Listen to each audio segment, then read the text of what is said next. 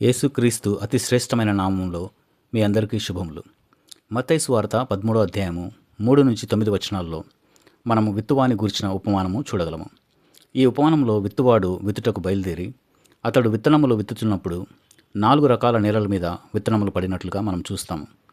మొదటి నేల త్రోవ పక్కన నేల, రెండవ నేల రాతి నేల, మూడవ నేల ముండ్ల పొదలు, నాలుగవ నేల మంచి నేల. విత్తనము ఏ రకమైన నేలలో పడుతుందో ఆ నేలను బట్టి దాని ఫలం ఉంటుంది. యేసు ప్రభువు ఈ ఉపమాన భావం తెలియజేస్తూ విత్తనము దేవుని వాక్యమని మరియు నేల మానవుని యొక్క హృదయమని చెప్పుచున్నాడు.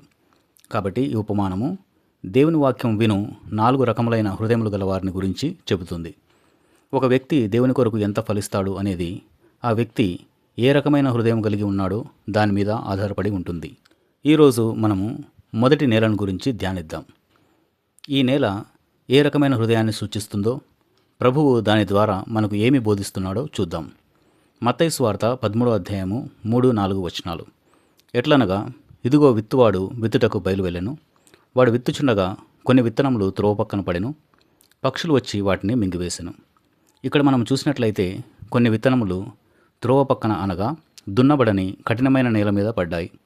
నేల కఠినంగా ఉన్నందున విత్తనము లోపలికి పోకుండా పైపైనే ఉండిపోయినాయి. కాబట్టి ఆకాశ పక్షులు వచ్చి వాటిని తినివేశాయి. ఈ మొదటి నేల లాంటి హృదయం కలిగిన వారు వాక్యం వింటారు కానీ గ్రహింపరు. ఎందుకంటే వారి హృదయం యొక్క కాఠిన్యాన్ని బట్టి ఆ వాక్యము వారి హృదయంలోనికి వెళ్ళదు. వారు నమ్మి రక్షణ పొందకుండానట్లు అపవాది వచ్చి వారి హృదయంలో నుండి వాక్యాన్ని ఎత్తుకొని పోతాడు. ఇక్కడ విత్తబడిన విత్తనము ఫలింపకపోవడానికి కారణమేమిటి? విత్తనమా? కాదు. ఎందుకంటే విత్తువాడు శ్రేష్టమైన విత్తనమే విత్తుతున్నాడు. మరి సమస్య విత్తువానిలో ఉందా? లేదు. సమస్య విత్తువానిలో కానీ విత్తనంలో కానీ లేదు. అది ఏ నేలలో పడిందో ఆ నేలే సమస్య. అలాగే వాక్యం వింటున్న వ్యక్తి ఫలింపకపోవడానికి కారణము వాక్యం కాదు. ఎందుకంటే వాక్యము జీవం గలది, అది శక్తివంతమైనది. సమస్య వాక్యము బోధించువానిలోనూ లేదు. మరి సమస్య ఎక్కడంటే ఆ వాక్యము విత్తబడుతున్న హృదయంలో ఉంది. నేటి వాస్తవికత. ఈ రోజుల్లో ఎక్కడ చూసినా వాక్యం విస్తారంగా విత్తబడటను మనము చూస్తున్నాము. మందిరానికి వెళ్ళే వాళ్ళ సంఖ్య కూడా దినదినము పెరుగుతుంది. అయితే వారిలో అనేకులు కేవలము ఆచార సంబంధమైన భక్తికి అలవాటు పడిపోయినట్లుగా గమనించగలము. ఆదివారము మందిరానికి హాజరు కావడము, సంఘ కార్యక్రమాలలో చురుకుగా పాల్గొనడము, అంతటితో తృప్తి పడుతున్నారు. పాపక్షమాపణ, మారు మనసు, రక్షణానుభవము, వీటితో సంబంధము లేని జీవితాలను మనం చూడగలము. అందుకే యేసు ప్రభు ఏమంటున్నాడంటే, వారు వినువారు కానీ నమ్మి రక్షణ పొందకుండానట్లు అపవాది వచ్చి వారి హృదయంలో నుండి వాక్యము ఎత్తుకొని పోవును.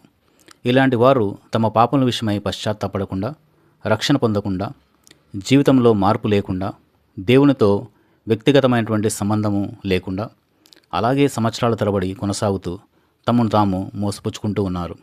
దున్నబడని హృదయాలలో వాక్యము నిలిచి ఉండడం లేదు. ప్రియ సహోదరుడా, సహోదరి, మీకు ఒక ప్రశ్న. ఎన్ని సంవత్సరాలుగా మందిరానికి వెళ్తున్నారు?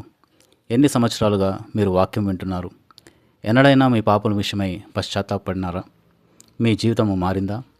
యోహాను సువార్త 3వ అధ్యాయము 3వ వచనంలో యేసు ప్రభు, ఒకడు క్రొత్తగా జన్మించితేనే కానీ అతడు దేవుని రాజ్యము చూడలేడని నీతో నిశ్చయముగా చెప్పుచున్నానని, 5వ వచనంలో ఒకడు నీటి మూలంగాను ఆత్మ మూలంగాను జన్మించితేనే కానీ దేవుని రాజ్యంలో ప్రవేశింపలేడని నీతో నిశ్చయంగా చెప్పుచున్నానని అన్నాడు. నూతన జన్మ అనుభవం లేకుండా దేవునితో సంబంధం కలిగి ఉండడము, దేవుని రాజ్యంలో ప్రవేశించడము అసాధ్యము. ఈ అనుభవం లేకుండానే క్రైస్తవుడిగా చలామణి కావడము నిన్ను నీవు మోసపుచ్చుకోవడమే. మత్తయి సువార్త 7వ అధ్యాయము 22-23 వచనాలు. ఆ దినమందు అనేకులు నన్ను చూచి, ప్రభువా ప్రభువా, మేము నీ నామమున ప్రవచింపలేదా? నీ నామమున దయ్యములను వెళ్లగొట్టలేదా? నీ నామమున అనేకమైన అద్భుతములు చేయలేదా అని చెప్పుదురు. అప్పుడు నేను, మిమ్మల్ని ఎన్నడనూ ఎరుగను, అక్రమం చేయవారులారా, నా ఎదురు నుండి తొలగిపోండని వారితో చెప్పుదును. ఇక్కడ యేసు ప్రభువు తన నామంలో ప్రవచించి దయ్యములు వెలగొట్టి అద్భుతములు చేసిన వారితో నేను మిమ్మల్ని ఎన్నడనూ ఎరగను అంటున్నాడు. చాలా అపాయకరమైనటువంటి. ప్రియ సహోదరుడా, ప్రియ సహోదరి, నిన్ను నీవు మోసపుచ్చుకొనవద్దు. నీవు ఏమి వింటున్నావు, ఎలా వింటున్నావు, విన్నదానితో ఏమి చేస్తున్నావో పరీక్షించుకో. కఠినమైన నీ హృదయము దున్ను. యిర్మీయా 17వ అధ్యాయము 9వ వచనంలో, హృదయం అన్నిటికంటే మోసకరమైనది, అది ఘోరమైన వ్యాధి కలది అని చెప్పబడింది. హృదయానికి కలిగిన వ్యాధి మన పాపమే. దావీదు వలె మనం ప్రార్థన చేద్దాం. కీర్తన 139, 23-24 వచనాలు. దేవా, నన్ను పరిశోధించి నా హృదయంను తెలుసుకునుము, నన్ను పరీక్షించి నా ఆలోచనలను తెలుసుకునుము. నీకు ఆయాసకరమైన మార్గము నా యందు ఉన్నదేమో చూడుము, నిత్య మార్గమున నన్ను నడిపించుము. మనము మన పాపముల విషయమై పశ్చాత్తాపడితే మన హృదయ కాఠిన్యం నుండి దేవుడు మనల్ని విడిపించి నూతన హృదయం ఇస్తాడు. ఇదే నూతన జన్మ అనుభవము. 2 కొరింథీ 6 3 పరిశుద్ధుడైనటువంటి పౌలు, ఇదిగో ఇప్పుడే మిక్కిలి అనుకూలమైన సమయము, ఇదిగో ఇదే రక్షణ దినము అని అంటున్నాడు. కాబట్టి ప్రియ సహోదరుడా, సహోదరి, ఇప్పుడే అనుకూల సమయము, ఇదే రక్షణ దినము. ఈ వాక్యం ద్వారా దేవుడు నీతో మాట్లాడినట్లయితే నాతో కూడా ఈ ప్రార్థన చెయ్యి. ప్రార్థన. యేసుక్రీస్తు ప్రభువా, ఎన్నో సంవత్సరాలుగా మందిరానికి వెళ్తున్నాను, వాక్యం వింటున్నాను, కానీ నా జీవితంలో ఏ మార్పు లేదు. త్రోవ పక్కన నేలలో పడిన విత్తనములను ఆకాశ పక్షులు తినివేసినట్లుగా అపవాది నా హృదయంలో నుండి వాక్యాన్ని ఎత్తుకొని పోతున్నాడు. ఒకడు క్రొత్తగా జన్మించకపోతే నీ రాజ్యం చూడలేడని, ఒకడు నీటి మూలంగా ఆత్మ మూలంగా జన్మిస్తే తప్ప దేవుని రాజ్యంలో ప్రవేశించలేడని విన్నాను. నన్ను నేను పరీక్షించుకోవడానికి, నా హృదయ స్థితిని అర్థం చేసుకోవడానికి సహాయం చేయి. ఇదిగో ఇప్పుడే నా పాపల విషయమై పశ్చాత్తాపడుతున్నాను. నాకు నూతన జీవితంను ప్రసాదించు. నీ వాక్యము శ్రద్ధగా విని గ్రహించి దాని ప్రకారము జీవించడానికి సహాయం చేయి.